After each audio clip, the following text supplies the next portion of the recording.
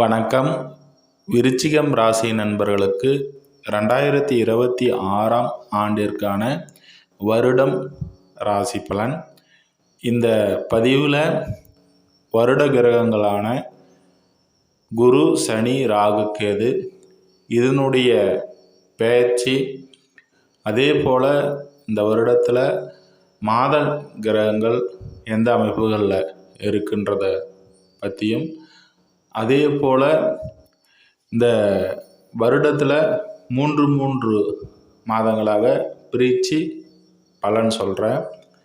அந்த வகையில் இந்த வருடத்தில் உங்களுடைய ராசிக்கு 2 மற்றும் 5ஆம் பாவாதிபதி 3 மாதங்கள், அதாவது குறிப்பாக ஜனவரி, பிப்ரவரி, மார்ச், ஏப்ரல், மே 5 மாதங்கள் இவர் 8ஆம் இடத்திலே இருக்கிறார், மிதுனத்தில்.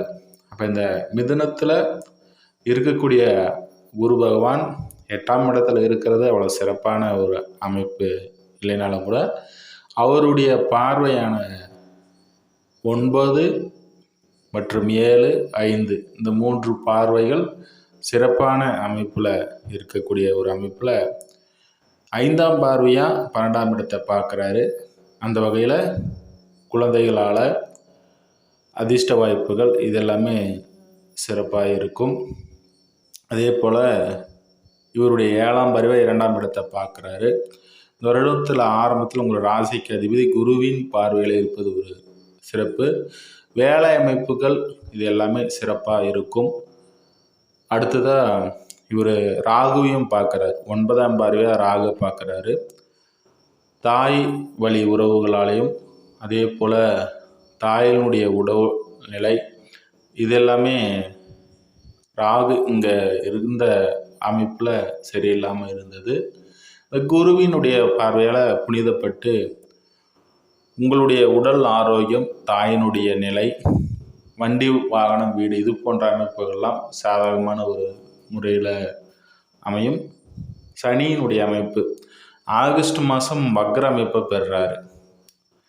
ஃபஸ்ட்டு இந்த 3 மாதமும் 5 மாதமும் குருவினுடைய பார்வையில் சனி இல்லை. அடுத்ததாக 5 மாதத்திற்கு பிறகு ஜூன் மாதத்தில் இவர் குரு பெயர்ச்சடைகிறார். பெயர்ச்சடைஞ்சு சனியை பார்ப்பது ஒரு சிறப்பான ஒரு அமைப்பு.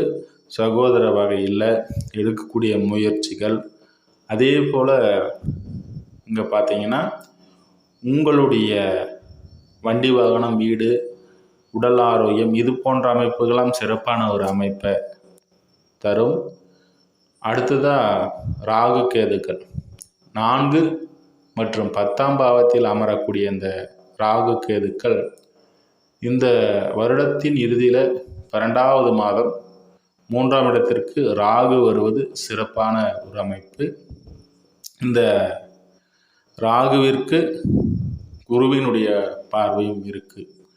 அந்த வகையில் இந்த 12வது மாதம் இந்த வருடத்தின் இறுதியில் எடுக்கக்கூடிய முயற்சிகள், சகோதர வகையில் இதெல்லாமே ஒரு சாதகமான ஒரு அமைப்பில் இருக்கும். அதே போல் இங்கே 10ஆம் இடத்தில் இருக்கக்கூடிய கேது 9ஆம் இடத்திற்கு பெயர்ச்சிட்டாரு. இது ஒரு சரியில்லாத ஒரு அமைப்பு தான். பாக்கியசாலம், அது குறிப்பாக சந்திரனுடைய வீட்டில் கேது வருவது அவ்வளோ சிறப்பான ஒரு அமைப்பு இல்லை. அதேபோல் இந்த வருடத்தின் இறுதியில் 10ஆம் இடத்திற்கு இங்கே குரு பெயர்ச்சி அடைகிறாரு. இது ஒரு சாதகமான ஒரு அமைப்பு தான். சிம்மத்தில் குரு அமர்வது சிறப்பான ஒரு அமைப்பாக இருக்குது. அவருடைய பார்வையும் சிறப்பான அமைப்பில் இருக்குது. அதே போல் இந்த மாதத்தில் ஜனவரி மாதம் உங்களுடைய ராசிக்கு அதிபதி குருவினுடைய பார்வை 2ஆம் இடத்தில் இருக்கிறாரு. 7ஆம் பாவாதிபதி இங்கே செவ்வாயும் சுக்கிரனும் இணைவு பெற்று இருக்கிறதுனால பூமி, மனை, வீடு சம்பந்தப்பட்ட விஷயங்களில் ஒரு சாதகமான அமைப்பு, குடும்பத்தில் சிறப்பான ஒரு அமைப்பெல்லாம் இப்போது இருக்கும். உங்களுடைய 10ஆம் பாவாதிபதி சூரியனுடைய பார்வையில் இருப்பதால் தொழில் செய்பவர்களுக்கு, அரசு வேலையில் இருப்பவர்களுக்கெல்லாம் இது ஒரு சாதகமான ஒரு அமைப்பாக இந்த ஜனவரி மாதம் அமையும். அடுத்தடுத்து உங்களுடைய ராசிக்கு அதிபதி உச்சம் ராகுவுடன் இணைந்தாலும் குருவின் பார்வை போன்ற அமைப்புகளில் இங்கே இருப்பது ஒரு சாதகமான ஒரு சூழல் தான். மார்ச் மாதம் வரைக்குமே இந்த செவ்வாய் ஒரு சிறப்பான ஒரு அமைப்பில் இருப்பார். அதனால் இந்த மார்ச் மாதம் வரைக்குமே இங்கே விருச்சிக ராசி நண்பர்களுக்கு சிறப்பான ஒரு அமைப்பு. அடுத்தது சனியினுடன் மார்ச்சுக்கு பிறகு மார்ச், ஏப்ரல், மே இந்த மாதங்களில் சனியினுடன் இணைவார். காலபுருஷனுக்கு 12ஆம் இடமும் கூட.